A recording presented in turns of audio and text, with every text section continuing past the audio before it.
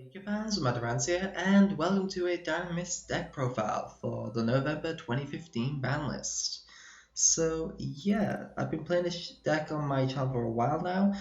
It's inconsistent because the support we got isn't up to scratch compared to some decks I have gotten support. Blue Eye support is technically more consistent than the Dinomist support at this moment in time.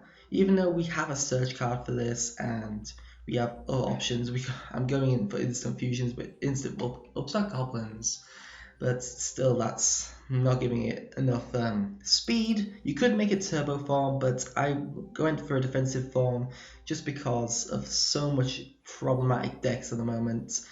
This is still getting cut out by most pendulum decks because Wavering Eyes and other things. So yeah, the deck does have a good matchup though against Cosmo, as long as they don't go Kai's Coliseum Cosmo. But Plesios control is fun as well as using Terran to search for more things. So yeah, let's go into the deck profile. I'm using triple Rex, triple Dinomist Rex. They all have the generic thing of having a special pendulum effect per scale. The scale 6s have a protective effect of negating targeting and destroying the scales instead of your monsters, whereas the scale 3s have protection from being destroyed by battle or card effects, multiple destructions of card effects. So if they try to Regeki with a full board Dinomist, you just destroy your Ceratops instead, which is very good. So onto Rexy. Rexy is the best of the Dinomists except from Plesios, because it has the really neat effect of at the end of damage step, if it attacks a monster, you contribute a Dinomist monster and then activate one of the following effects. It can attack again onto a monster and it inflicts piercing damage if it does. And the second effect is the better effect. Shuffle one card in your opponent's hand or field into the deck and then it gains 100 attack. The 100 attack does not really matter, but the shuffling is very dangerous, it doesn't target, and that's so much more fun to use it for. So Rex definitely a good card. I'm using them all at 3 because they're all decent support.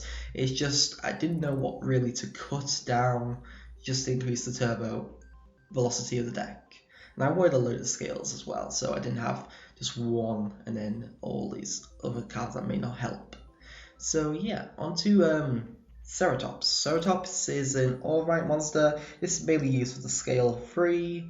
It can special summon itself if you have another Dinomist monster that isn't Ceratops, which is nice. These can be used for like your Cyber Dragon Infinity plays, which is a main version of the deck. But I don't go for Infinity much, just because I don't like to show it off when filming, because it's Infinity. Everyone knows what that does. Then we go triple Brachion. Brachion is quite nice. It's like Cyber Dragon. And if they control a monster with the highest attack and you do not have a Dinomist Brachion in your monster zone, you can special summon it from your hand. So you don't technically need your scales if you've got Ceratops and Brachion in hand. Just say they have, for example, Ignister Prominence. You can special summon your Dinomist Brachion from your hand, then special summon your Ceratops from your hand, then go into Infinity and kind of screw over that Ignister. So that's always good. So you have that option there, but I usually use these as scales, mainly because I don't go into Infinity much. Then 2 Luster Pendulums. I think 3 would have been more cloggy. It does clog at this point, but it's mainly just for the aggressive stance of Ignister Prominence and Dinosaur Pendulum, which are just too good in the deck. Could have used Master Pendulum, but it doesn't give me any options to go into Ignister, which is why I don't run it in this deck. Then triple Terran. This is one of your searches. This is like your Brotherhood of the Fire Fist Bear. So it's nice in that sense, but it's pendulum, so you can keep bringing it out. It's a little bit better than Bear because it has 200 more attack points, and it just destroys the monster by battle. It doesn't have to inflict damage, so that's good. Then on to Plesios. Plesios is one of the key cards of the deck.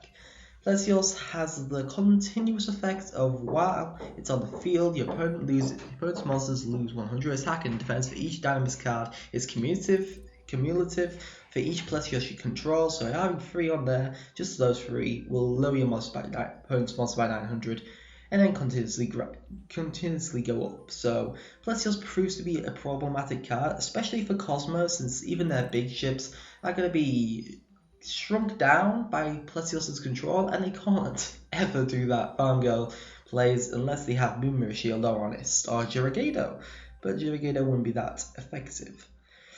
So Plesios is very key in the deck, and 1700 combined with a Terran can more or less get over quite a lot of problems.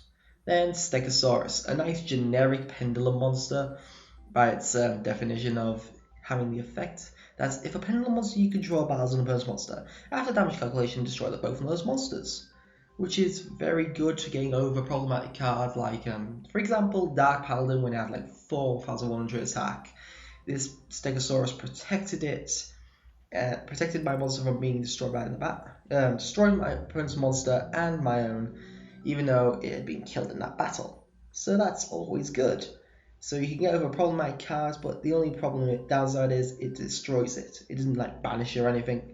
If it banished, it would have been a little bit better, although it wouldn't have much synergy with pendulums in general. So that's the main deck. Into spells, we use triple Upstart Goblin. It was originally two Max C's and a 1 day apiece, but they didn't prove to be very effective, so I've gone for Upstart Goblins. 1 limited removal, because it's a machine deck. Every machine deck more or less runs limited removal. Wavering Eyes, because it has good synergy with Dinomist Charge. Dinomist Charge has the effect of when it's activated, add a Dinomist card from your deck to your hand, so 10 key. And its second effect is that once per turn, if a Dinomist card is added from the field to your extra deck, face up, add one of those cards to your hand. So that's a mandatory effect. So if you have triple Dinomist Charge, you only add one thing going back into your extra deck. You only add, all of them activate at that one card to back to the hand. But if you've got like 3 going at the same time with 3 charges, you add all those back into your hand because they don't all target the same thing, obviously. So that's good synergy with Wavering Eyes because you will get a search and you'll get a reclamation of one of your scale, which gives you a lot more plays and gives you a scale for a lot more plays then. And Wavering Eyes is good against Pepe. Then 2 Dynamic Power Load. Originally weren't using this, but it does have some offensive plus. It gains all Dynamist monsters gain 300 attack and defense, which helps with Plesios control. And secondly, if a Dynamist monster you control attacks or is attacked, your opponent can activate cards or effects until the end of the damage step. So that can stop problematic cards like Radals or like Minerva getting killed in battle. It won't set off their effects. It will also help against Burning Abyss defensive monsters. So that's all good. And it also fits in with the deck because I'm running Draco Slayers, and that is the semblance of Dynasty Powerful in the artwork. So that's also nice for a thematic point of view, but it's not searchable by Terra, which kind of means it doesn't get so much play in the deck. Then 2 Storm Mirror Force. Cosmo can still be a little bit challenging, so Storm Mirror Force does help in that sense. Also protects against Synchro and Exceed monsters that are attacking you. Then 2 Dinomist Rush, originally 3, but eventually cut it down to 2. Doesn't do that much, it just helps if you need a defense at that point. Can add things back to your extra deck, but that's about it. Then triple Solemn Notice and 1 Solemn Warning. Solemn Notice will become a staple when it comes out in Bosch, in the TCG, and Solemn Warning is already a staple for the Pendulum era. Then the extra deck. We have 1 Majesta Paladin, which is a searcher for any pendulum monster when it's Exceed and during the end phase of that turn. You also can special summon your Draxlers from your extra deck. Then Castel, which is staple for any deck that has rank 4 access. 2 Freezodon because they can upgrade into Crystal Zero Lancer, which needs a water monster as its a rank 5 water monster as its Exceed, and this is the only generic water Exceed as rank 5. Although it's the other version of Crystal Zero is number 94 is a lot better than Freezodon. It's just used mainly just to rank up. Then 2 Snapdragon Nova to go into Infinity, 1 Volcasaurus to have some aggressive plays in your rank 5 arsenal. Plus it's nice to have it with Freezodon. Then we have 2 Infinity. Infinity is very powerful and kinda just screws over a lot of formats, and especially with Ptolemaeus in the formats when it's coming out in TCG.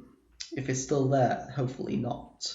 But in this deck, it's technically the boss monster. I don't go for it mainly because who would like to really want to watch a Snapdragon Infinity do its thing multiple times? You've probably gone against it multiple times. You don't want to keep watching it.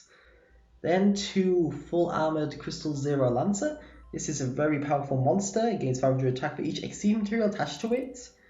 If the face-up card on the field would be destroyed, you can attach an XC material instead, which is very defensive in that sense. And once per turn, you can attach 1 XC material from this card and negate that card's the effects of all face-up cards your opponent controls until the end of the turn. Which is very, very powerful. You can negate those powerful monsters that you may have problems with.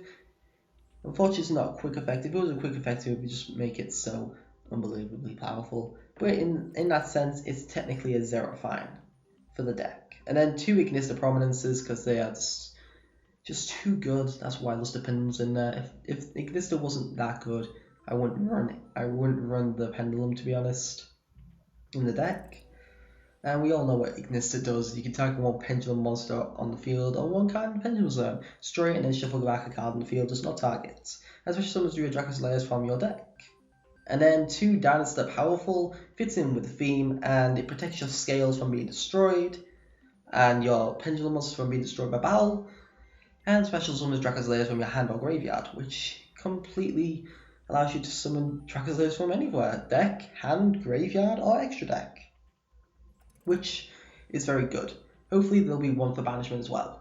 That would just be amazing. But hopefully it will be 2 broken. So yeah, this is the Dinomist deck. Still inconsistent, but it's as good as I think I can get at the moment until we get further support.